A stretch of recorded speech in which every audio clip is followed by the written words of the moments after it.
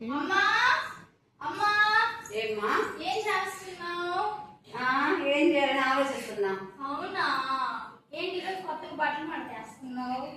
అంటే రోజు నువ్వు మడతేస్తున్నావా? అవును, నేను ఇక చేసేది. ఏదో పని నుండి వచ్చినట్టున్నావుగా. పని ఉంటేనే వస్తారా, లేకపోతే రారా?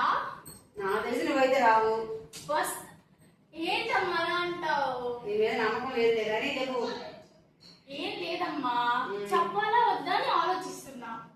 అబ్బో, ఏదో పెద్ద ప్లానింగ్ మీద వచ్చావే. పెద్ద ప్లానింగ్ ఏం లేదమ్మా. ఏందమ్మా? ఈరోజు చెప్పు. ఈరోజు బయటికి వెళ్ళాలి అనుకుంటున్నాం, షాపింగ్ కి అందరం. ఏమంటా పాపం?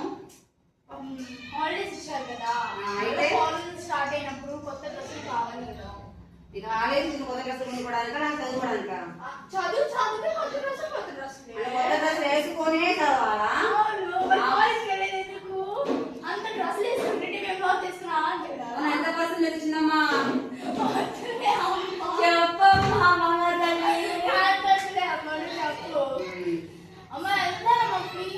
సరే, ఏలూరు మనీ మాత్రం నాకు అడగద్దు.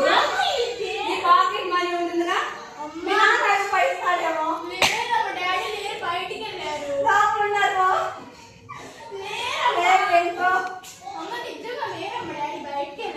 ఎంత కావాలా?